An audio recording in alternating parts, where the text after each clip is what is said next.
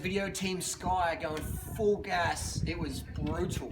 Some of the comment section I said you couldn't keep up with the pro riders that went full gas. Well, I'm pretty sure this video, what you're going to see now, it looks full gas. It was full gas, and I was hanging on, had my tongue just over my top of my wheel there. That's how hard I was trying to keep up. But very good, and Team Sky guys are quite friendly, very approachable. We're here for 200 under 2019 anyway. Enough chit chat. Let's get to the video. Thanks for watching. And I just wanted to say, look, if you don't watch any of the video, watch this. Look at Kenny pointing out the potholes to me. I know E-grade riders don't do that. This is a World Tour rider pointing out potholes to weekend warrior behind him. So that's class right there. That's class right there. That's the caring for riders behind you. That's really cool. So Team Sky in Adelaide Hills, this is the last 200 for them. We were just cruising up Norton Summit, and we got a little bit lost. We all stopped for a piss at the stop. We water the plants at the bottom of Norton Summit. Hydration. All the pro riders, they pee a lot. Every 2 or 3 hours, every hour they're peeing. And so we thought I'll go Norton Summit, but actually the guys, the other part of the team went down Gorge Road, so they turned left. So I'm like, oh, hang on, actually guys, I think they're going down. They've gone down Gorge Road. So we do a U-turn, and Kenny's on the front here, and I'm thinking I'm not going to try and keep up with Kenny, because Kenny is a pure climber, and if you're a pure climber, you are also an incredible descender. So he's just gapping me. He is fucking motoring. I know this climb really well. He's just hopping over holes, and he's just flying down this part of Norton's. So look at that gap right there. That gap is huge, and I'm sort of going pretty quick. I'm sort of going a bit out of my comfort zone on a road I know really well. I've done Norton Summit maybe 1,000 times. Kenny's maybe done it 20 times, and look at that gap right there.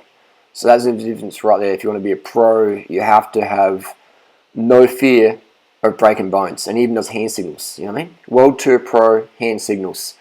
I know so many guys in Adelaide and girls, they get like a carbon bike or a pair of Oakley jawbreakers, and they become so pretentious they don't use hand signals at all. They just like don't even talk to me. But the Team Sky riders, I found them very approachable today. They most of them knew who I was, and yeah, it was good times. Anyway, so what we're doing is we're charging along. So I'm on Kenny's wheel. Owen's behind me. He's about to come through. Here we go.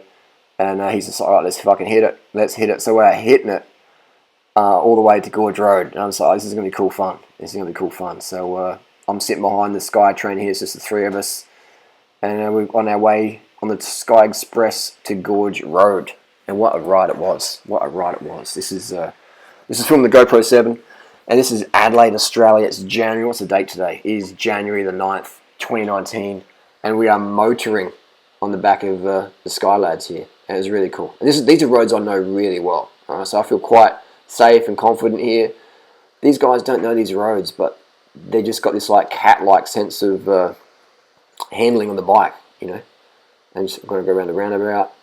You know, a roundabout I've done so many times. And look at that sort of gap they put there, like that, you know, sort of bike length a little bit, sort of. And so we're cruising along. We're doing a lot of watts. I looked at Kenny's Garmin, and I saw 500 watts, you know, 450. And this guy's only probably like 55 kilos, you know. He's a climber. This guy won the stage of the Angliru, which is probably the hardest climb in professional cycling.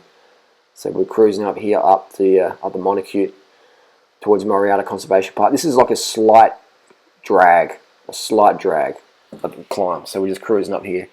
And I talked to the guys as well. They were very approachable. Everyone answered questions I asked them. I said, I was talking to the guys about carbohydrate, and like, yeah, we all had porridge for breakfast this morning and banana bread, and they serve it up at the Hilton Hotel over there every morning. We're staying in Adelaide.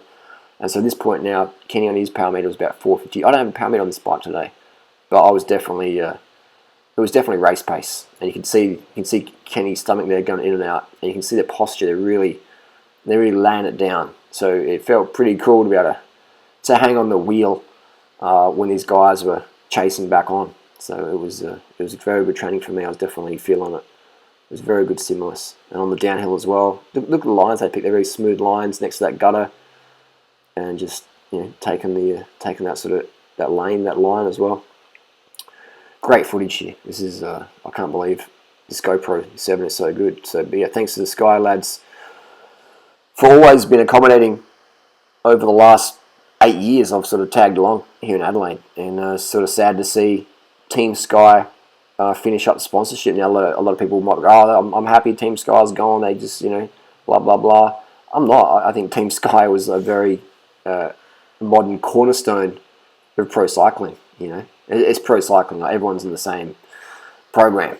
If we're talking about that, you know, so there's no shortcuts there. So I think it is sad that Sky is moving on, and it's going to leave a big void. You know, it's going to be a big cavity in pro cycling that they're gone. And will that gap be filled? Hopefully it will, but I don't know.